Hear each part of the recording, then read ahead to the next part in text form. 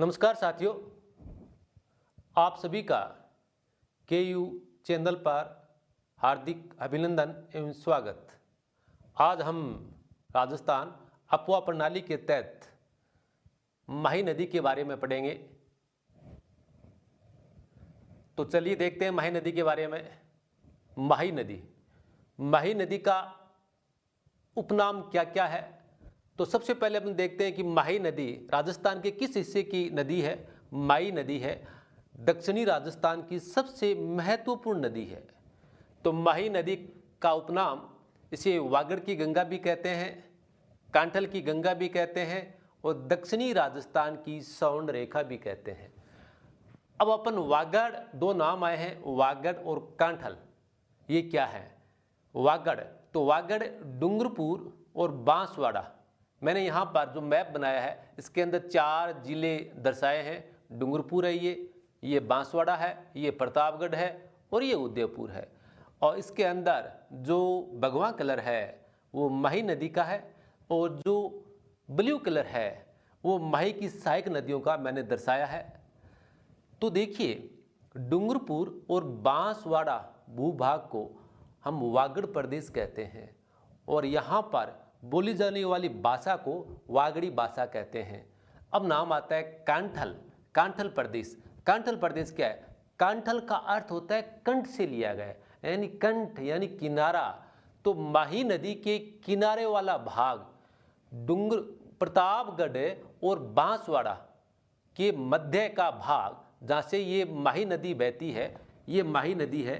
तो माही नदी के ये किनारा वाला भाग प्रतापगढ़ का और ये किनारा वाला भाग बांसवाड़ा का, ये भूभाग क्या कहलाता है? ये कहलाता है कांठल भाग, कांठल प्रदेश। इसलिए उन्हें कांठल की गंगा भी कहते हैं। अब अगला देखिए, 2 नाम और आते हैं। वागड़ पढ़ लिया, कांठल पढ़ लिया। एक नाम आता है छप्पन का मैदान। छप्पन क्या है? प्रतापगढ़ और बांसवाड़ा जो माही नदी का क्षेत्र है, यहाँ पर 56 नदी नालों का एक समूह है। 56 नदी नाले यहाँ से प्रवाहित होते हैं, जिनकी वजह से इस प्रदेश को क्या कहते हैं? छप्पन का मैदान भी कहते हैं। तो याद रखना, छप्पन का मैदान कहाँ पर है? प्रतापगढ़ और बांसवाड़ा के मध्य का भूभाग क्या कहलाता है? छप्पन का मैदान। कांठल प्रदेश यानी प्रतापगढ़ और बांसवाड़ा के मध्य का माही नदी के किनारा वाला भाग कांठल भाग कहलाता है। अब नाम आता है दक्षिणी राजस्थान की से स्वर्ण रेखा भी कहते हैं।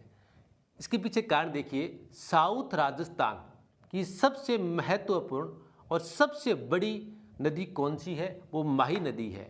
इस कारण से दक्षिणी राजस्थान की सबसे बड़ी नदी होने की वजह से इन्हें कहते हैं दक्षिणी राजस्थान की स्वर्ण रेखा, लाइफ लाइन भी कहते हैं। अब बात करते हैं इस माही नदी का। माही नदी का उद्गम कहाँ से होता है? तो देखिए, उद्गम देखिए, माही नदी का उद्गम विंध्याचल पर्वत श्रृंखला में स्थित अममोरू पर्वत के मध्य में स्थित मेहद झील से माही नदी का उद्गम होता है। और यह अममोरू पर्वत कहाँ पर है? मध्य प्रदेश के जिला धार में स्थित है। मध्य प्रदेश में धार जिला में स्थित मेहद झील से माही नदी का उद्गम होता है। यहाँ पर देखिए, पूरी विंध्याचल पर्वत श्रृंखला इस प्रकार से, यहाँ हमारी साइड के अंदर अरावली है और इस साइड के अंदर क्या है? विंध्याचल पर्वत श्रृंखला है। तो इसी विंध्याचल पर्वत श्रृंखला का एक पर्वत है अममोरू पर्वत और इसी अममोरू पर्वतों के मध्य में एक झील है, मेहद झील, जहाँ से माही नदी का उद्गम होता है और ये धार जिले के अंदर आता है। अब यहाँ से उद्गम होने के पश्चात ये माही नदी नॉर्थ दिशा के अंदर प्रवाहित होती है। देखिए, यहाँ से प्रवाहित होती हुई और यहाँ राजस्थान के अंदर प्रवेश करती है। राजस्थान के अंदर ये बांसवाड़ा जिला का एक गांव है खांदू। खांदू गांव के पास ये नदी राजस्थान में प्रवेश करती है। तो यह जो खांदू है, ये परीक्षा के अंदर कई बार पूछा जा चुका है और संभावना भी है कि माही नदी राजस्थान में कहाँ से प्रवेश करती है? खांदू गांव से प्रवेश करती है। यहाँ से प्रवेश करने के पश्चात यह देखिए बांसवाड़ा के अंदर से यहाँ से प्रवाहित होती है और पुनः देखिए यहाँ पर जाकर ये डूंगरपुर है और ये प्रतापगढ़ है और ये क्या है? बांसवाड़ा।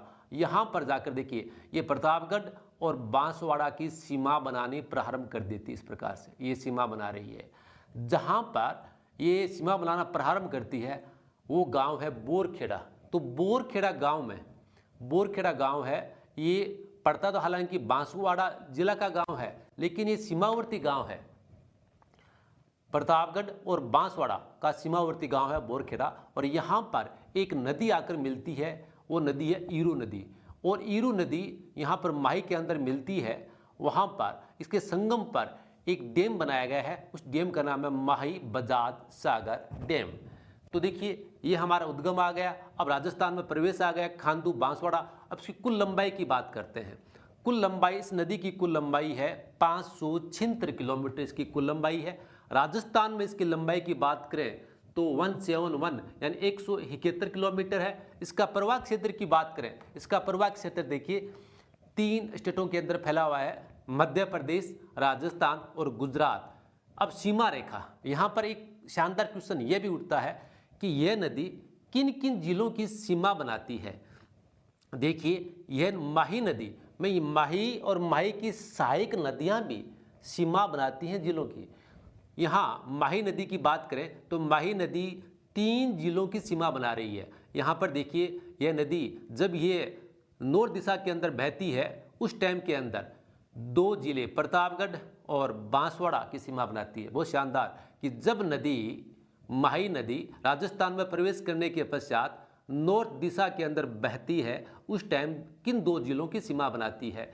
2 जिले कौन से हैं? प्रतापगढ़ और बांसवाड़ा। यहाँ पर सीमा बनाने के पश्चात यह नदी कहाँ आती है? डूंगरपुर। तो इसके पश्चात यह नदी डूंगरपुर और बांसवाड़ा की सीमा बनाती है। इस प्रकार डूंगरपुर, बांसवाड़ा और प्रतापगढ़ इन तीनों की सीमा बनाने वाली नदी कौन सी है? माही नदी है।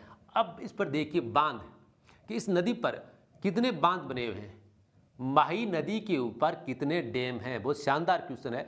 तो माही नदी पर कितने डैम हैं? 3 डैम हैं। माही नदी के ऊपर 3 डैम हैं और 3 में से 2 डैम हैं वो कहाँ पर है? हमारे बांसवाड़ा के अंदर है, और 1 डैम कहाँ पर है? गुजरात के अंदर है। तो पहला बांध देखिए माही बजाज सागर डैम, ये बोरखेड़ा, बांसवाड़ा का सीमावर्ती गांव बोरखेड़ा में स्थित है, और यहाँ पर ईरू और माही के संगम पर यह बांध बनाया गया है। ये राजस्थान का सबसे लंबा बांध है, 3109 मीटर लंबा बांध है। ये राजस्थान का सबसे लंबा बांध है, 2 नदियों के संगम पर बनाया गया है। दूसरा बांध है कागदी पिकअप बांध। कागदी पिकअप बांध देखिए जो हमारा माई डैम है, माई डैम से 7 किलोमीटर पश्चिम दिशा की ओर बांसवाड़ा जिला मुख्यालय है, उससे कुछ दूर एक डैम बनाया गया है। उस डैम का नाम है कागदी पिकअप डैम।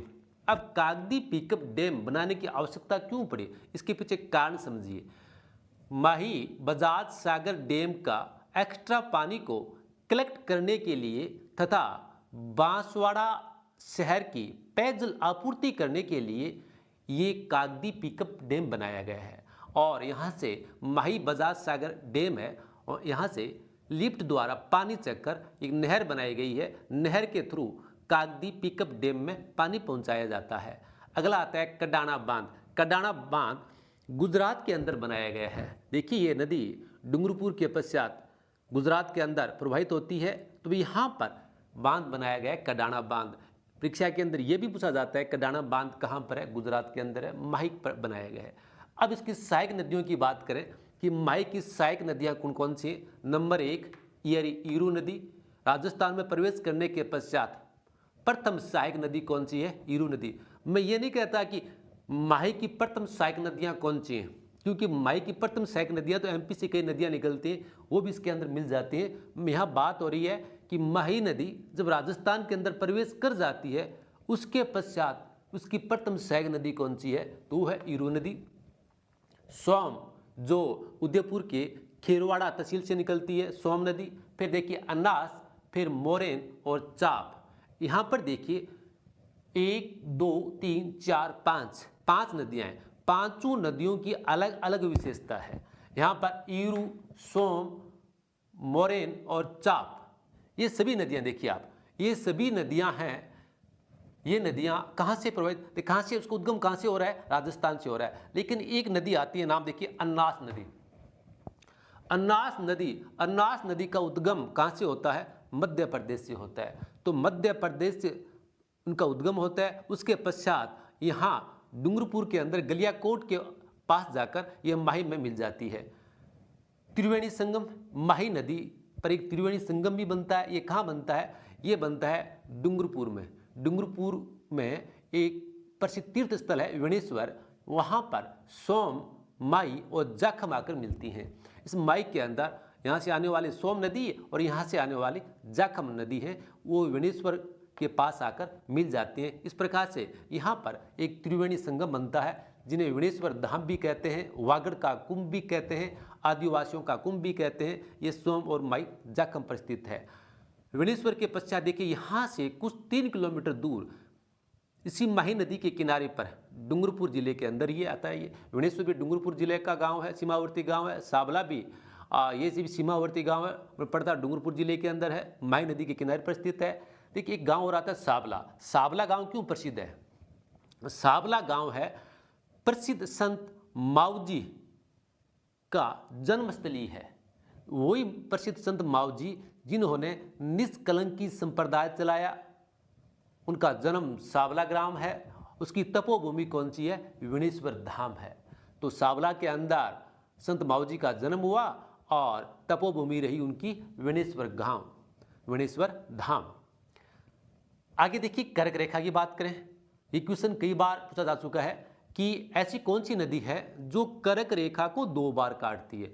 अब यहाँ पर अपने दिमाग के अंदर रहता है कि राजस्थान की ऐसी कौन सी नदी जो कर्क रेखा को 2 बार काटती है। भारत की पूछ लिया जाए, भारत की ऐसी कौन सी नदी है जो कर्क रेखा को 2 बार काटती है। और यदि ये पूछ लिया जाए कि विश्व की ऐसी कौन सी नदी है जो कर्क रेखा को 2 बार काटती है, तो आप कन्फ्यूज न हो।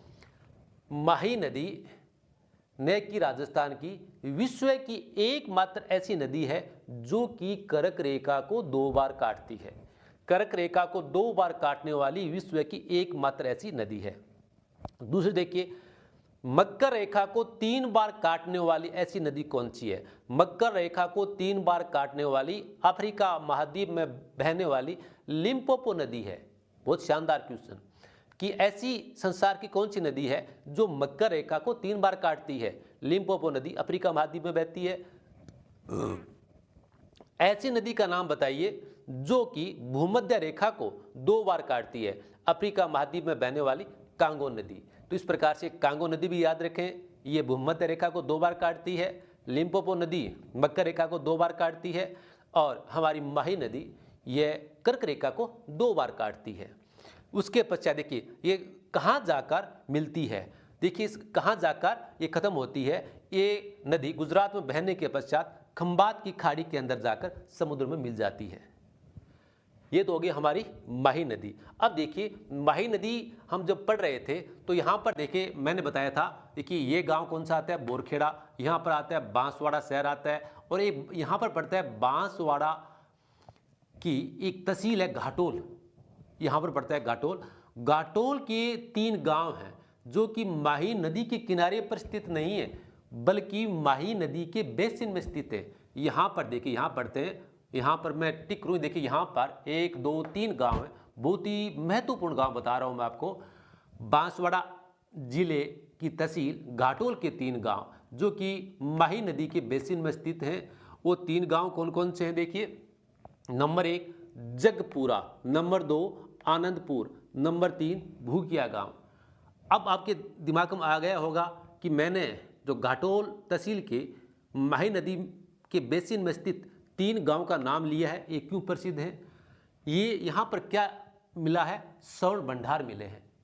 तो देखिए देश के 15% स्वर्ण भंडार बांसवाड़ा जिले के तहसील घाटोल के 3 गांव में मिले हैं।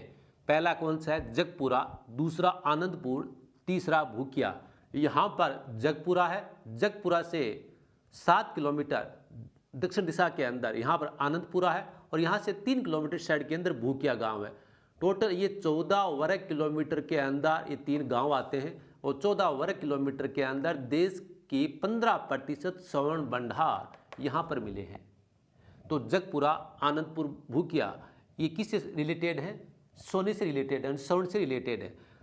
यहाँ पर भंडार मिले हैं, न कि यहाँ पर स्वर्ण का दोहन हो रहा है, सोने का यहाँ पर दोहन नहीं हो रहा है, यानी सोना जमीन से निकाला नहीं जा रहा है, माइनिंग नहीं हो रही है, केवल भंडार मिले हैं। तो ये ध्यान देना आप। इसी के साथ हमारी माही नदी यहाँ पर कंप्लीट हो जाती है। अब हम माही की सहायक नदियों के बारे में पढ़ेंगे। तो देखिए आगे हमारी आती है माही की सहायक नदी सोम नदी।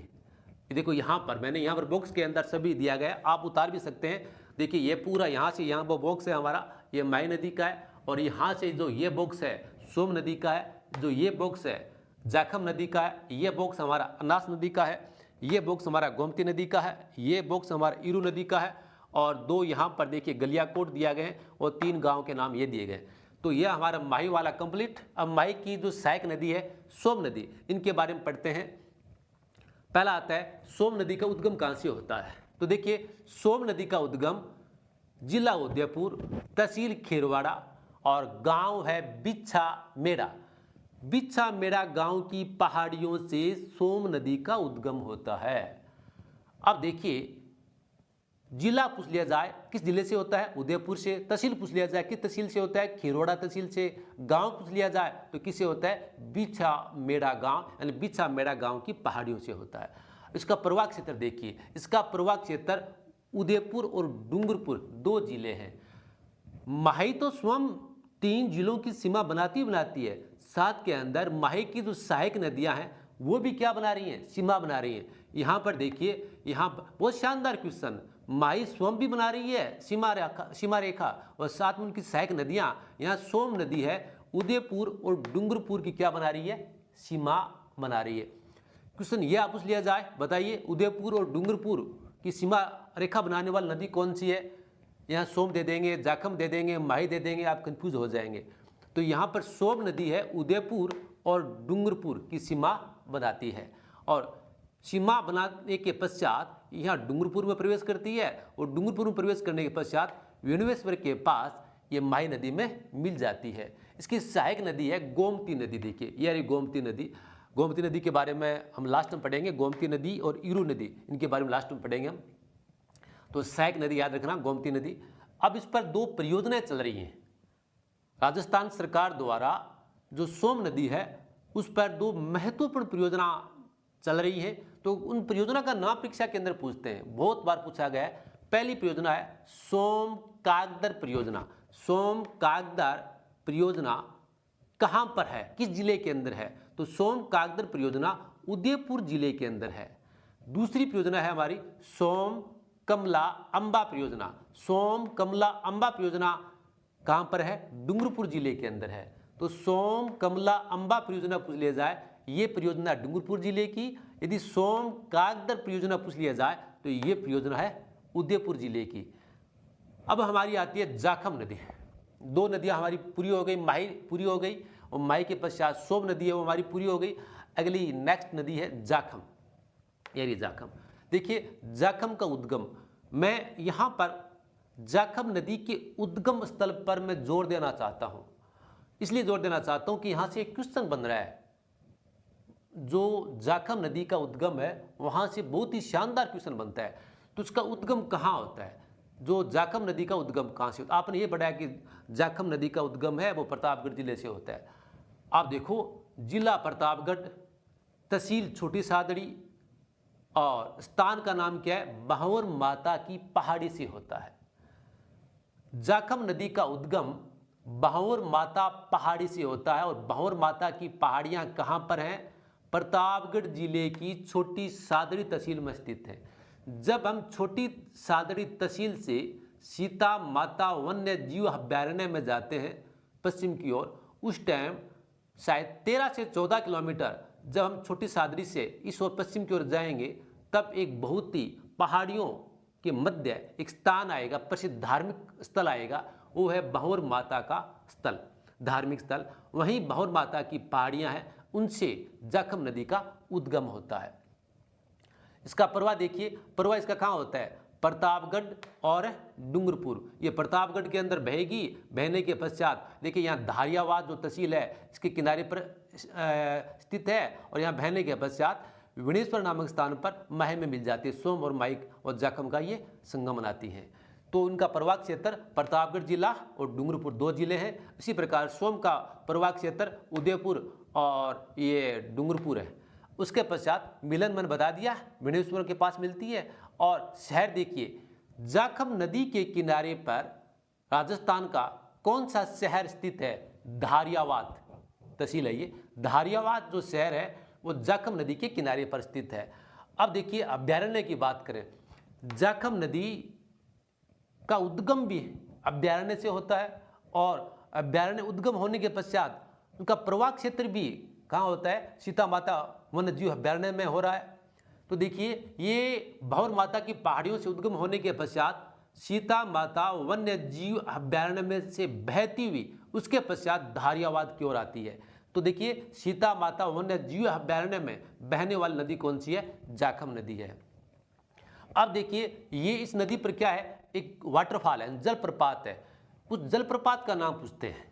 जलप्रपात इस नदी का उद्गम स्थल है, जहां से नदी का उद्गम होता है, उत्पत्ति होती है। जो भंवर माता का मंदिर है उसे ऊपर वाली चोटी है, पहाड़ी है, वहां पर एक झरना है। उस झरना का नाम है भंवर माता जलप्रपात। तो भंवर माता जलप्रपात से जाखम नदी का उद्गम होता है।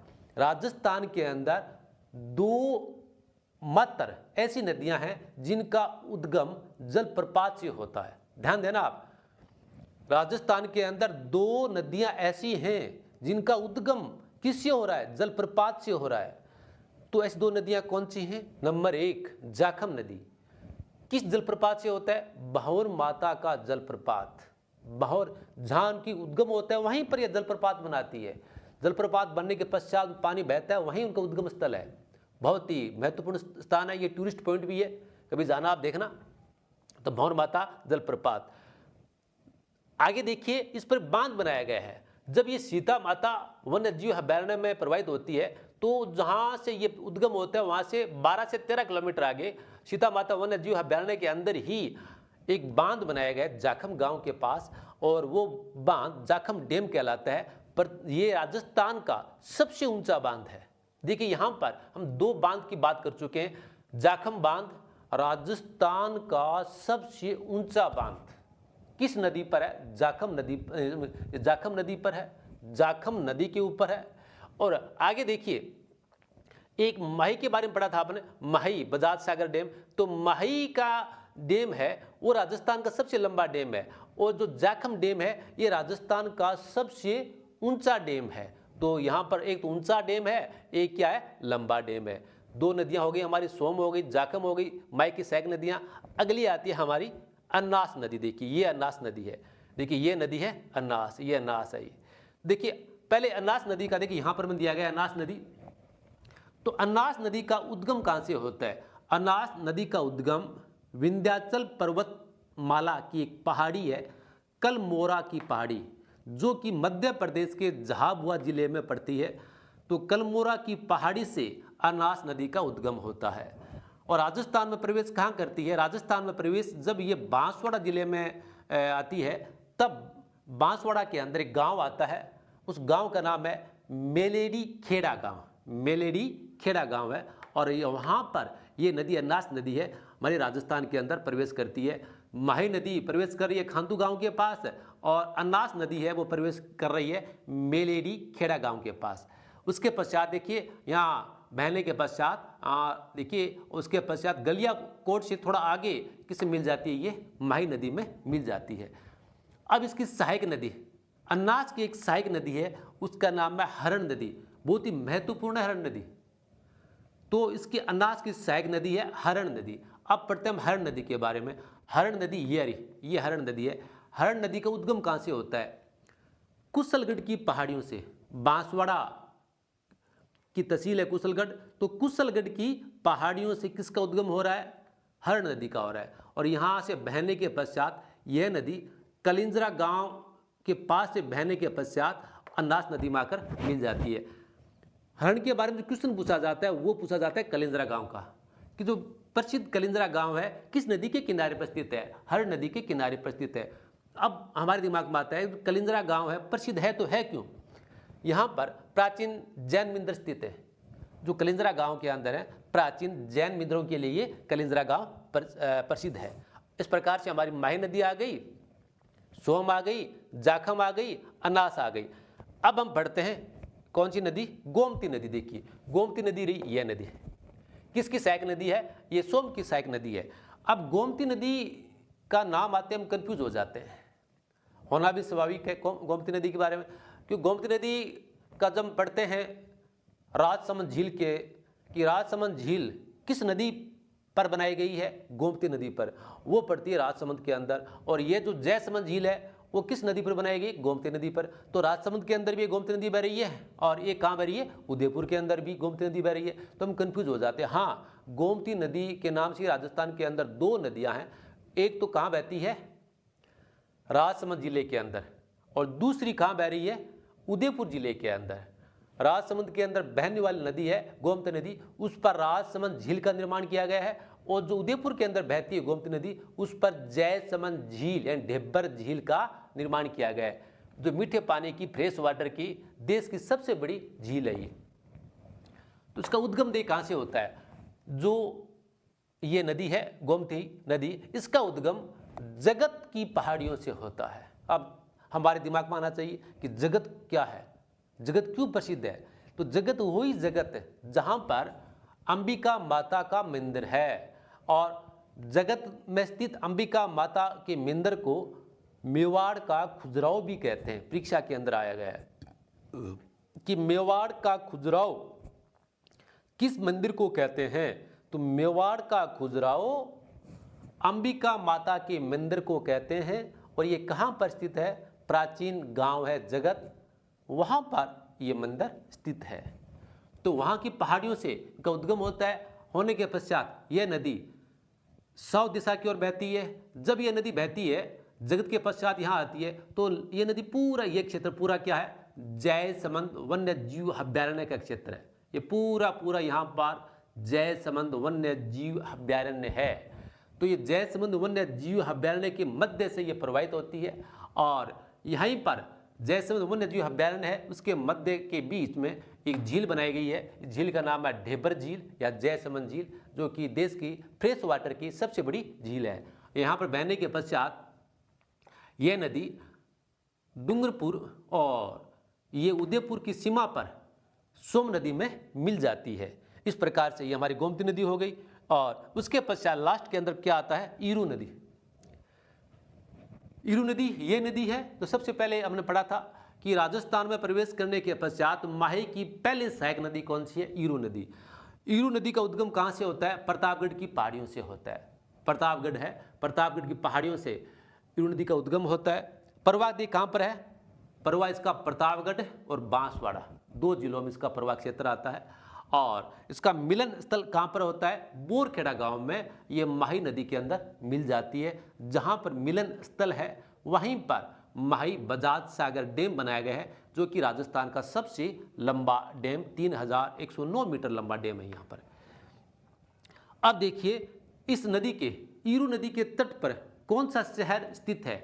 ईरू नदी के तट पर प्रतापगढ़ शहर स्थित है। ईरू नदी के तट पर प्रतापगढ़ स्थित है। और जाखम नदी के किनारे पर कौन सा स्थित है? धारियावाद। जाखम के किनारे पर धारियावाद शहर है, वो स्थित है। अब ये तो हो गया हमारे नदियों के बारे में।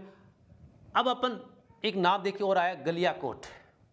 जब ये नदी माही नदी जब ये सीमावर्ती क्षेत्र बनाती हुई और बहती है डूंगरपुर के अंदर, यहाँ पर डूंगरपुर के अंदर एक गलियाकोट गांव आता है। गलियाकोट बहुत ही प्राचीन कस्बा है, बड़ा कस्बा है, जो कि माही नदी के किनारे पर स्थित है। और उसके आगे ये अनास नदी इसमें मिल जाती है। अनास से थोड़ा पहले 5 से 7 किलोमीटर पहले गलियाकोट आता है।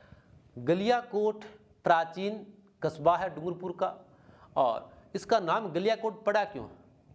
भील राजा गलियाकोट ने 12वीं शताब्दी के अंदर इस कस्बे की स्थापना की थी।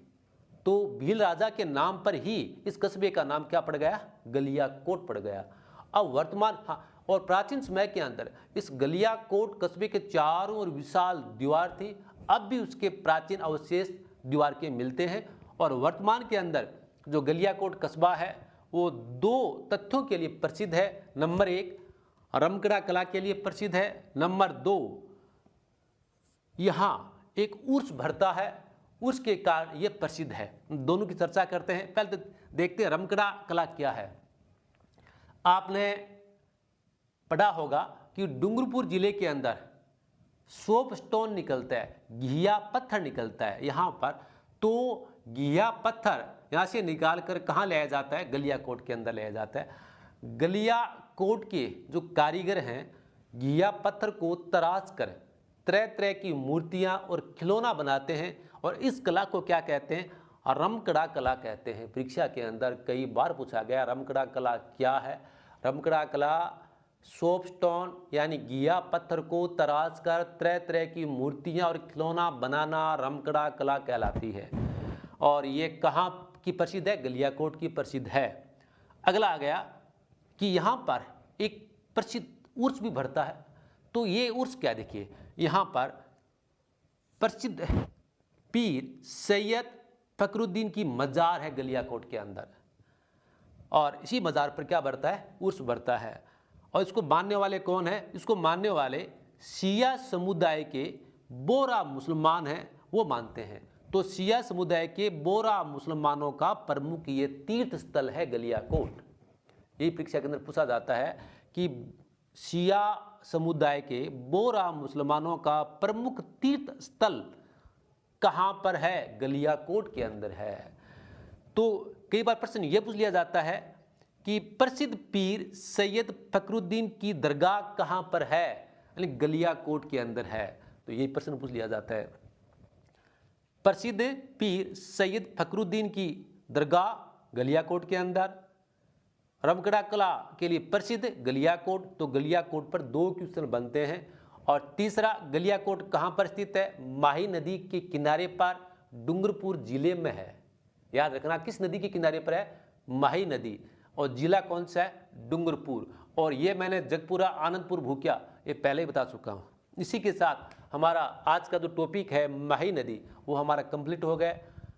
अब मैं आपसे कुछ बातें करना चाहता हूँ, 2 या 3 मिनट, ज़्यादा नहीं। देखिए मेरा उद्देश्य क्या है इस प्रकार से पढ़ाने का? मेरा उद्देश्य यही है कि जो मैंने दर्द झेला है प्राचीन, जब मैं तैयारी स्टार्ट की थी उस टाइम के अंदर बात करता हूँ, मैं भी 2 पद्धति से पढ़ता था। पहली पद्धति कौन सी? रटाफिकेशन पद्धति, रट कर। दूसरी पद्धति कौन सी? ट्रिक पद्धति। 2 पद्धति थी।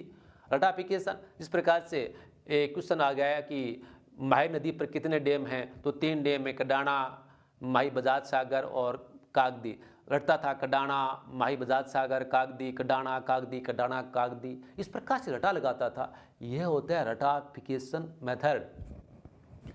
दूसरा होता है ट्रिक मेथड। ट्रिक मेथड कौन सा होता है कि ट्रिक मेथड की माही की सैग नदियाँ कौन सी हैं? तो सोम से क्या ले लेते हैं? पहले सो ले लेते हैं या सै ले लेते हैं। और जाखम से पहले जय ले लेते हैं। और अन्नास उनका ए ले लेते हैं।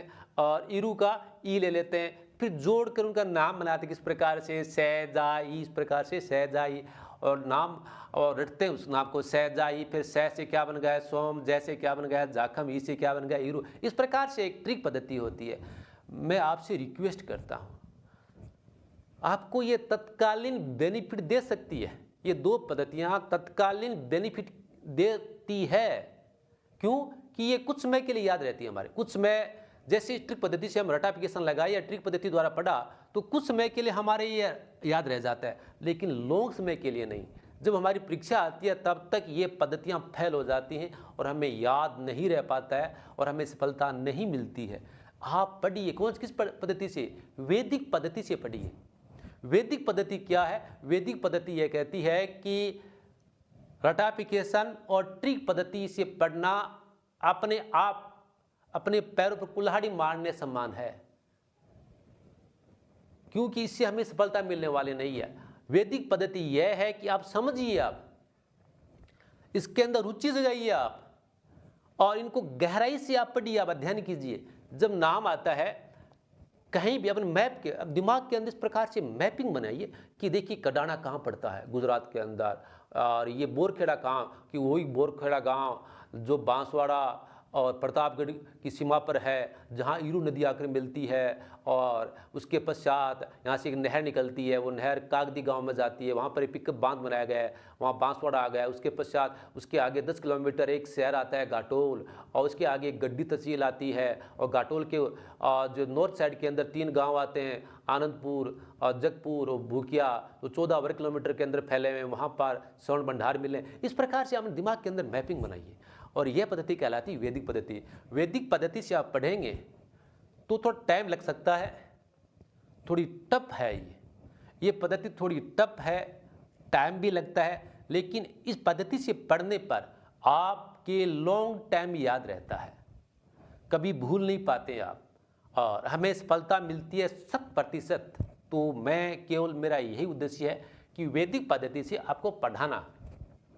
मेरा वीडियो आपको अच्छा लग रहा है तो प्लीज़, ये चैनल है वो आपका है। देखिए चैनल का नाम क्या है, चैनल का नाम मैंने जो रखा है, इसका नाम है KU चैनल, कर्मेश्वरी यूनिवर्सिटी, यानी कर्म ही ईश्वर है। यदि जब हम अच्छा कर्म करेंगे, पॉजिटिव कर्म करेंगे, तब ईश्वर हमारी स्वतः ही सहायता करेगा। इसी के आधार पर मैंने कर्म ही ईश्वर के आधार पर इस चैनल का नाम भी मैंने रखा है कर्मेश्वरी। अच्छा कर्म करते जाइए, सफलता हमें अवश्य मिलेगी। तो ये चैनल भी आपका है, मेहनत भी आपके लिए मैं कर रहा हूँ।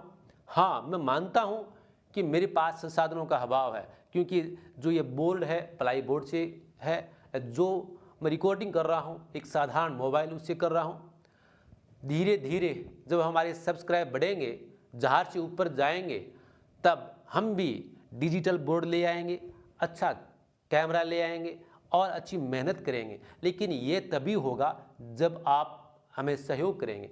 आपके चैनल को आप सब्सक्राइब करेंगे, अपने दोस्तों को लिंक भेजेंगे, उनसे रिक्वेस्ट करेंगे प्लीज़ ये चैनल हम सभी का है, इसे आप सब्सक्राइब करें, तो हमारा चैनल भी क्या होगा, ग्रोथ करेगा।